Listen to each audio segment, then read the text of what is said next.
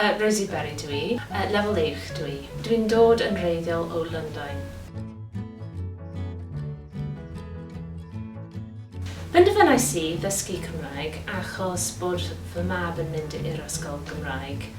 Dyna roedd y prif reswm, ond ar ôl sbel, ffeindiais i mod i'n caru dysgu Cymraeg, y her i ddysgu Cymraeg fy hunan. Felly, rwy'n yn meddwl fel panlau, symud ymlaen, beth am ddarparu i wneud cwrsiau eraill yn y iaith. Fy hoff beth am ddysgu Cymraeg yw gymdeithasu yn y iaith. Mae'n hyfryd bod cymaint o bwyslais ar ddysgu Cymraeg tu allan y dosbarth. Ac mae'n hyfryd i feddwl am y iaith, dim fel rhywbeth dyn yn dysgu, ond rhywbeth dyn yn gallu mwynhau, ble dyn yn gallu cwrdd â ffrindiau. Dyna prif reswm dwi'n dysgu nawr.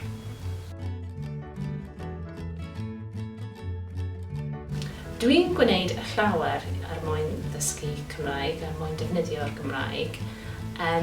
Dwi'n defnyddio Gymraeg bob dydd yn yr ysgol, ac dwi'n hapus iawn mod i'n siarad ag athrawon trwy'r amser naw yn Gymraeg, eleni.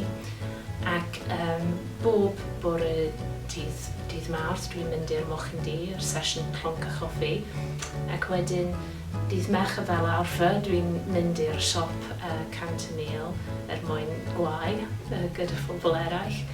Ac bob bore dydd Iau, dwi'n mynd i'r siop eto mwyn gwneud paned y sgwrs gyda dysgwyr eraill, ac gobeithio bod i'n gallu gadael mewn pryd mwyn cwrdd â glyn y phobl eraill yn y ffreutur yma mwyn siarad mwy yn Gymraeg.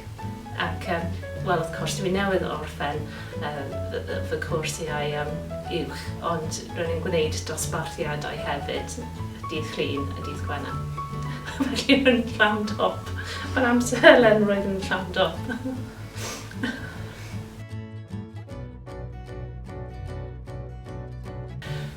Fy nhibs ar gyfer dysgwyr eraill yw treulio cymaint o amser ac sydd posib yn y iaith Gymraeg.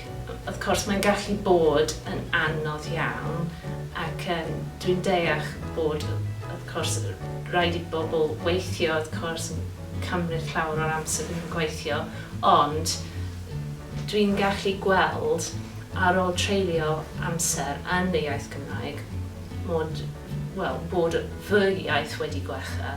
Felly, triwch i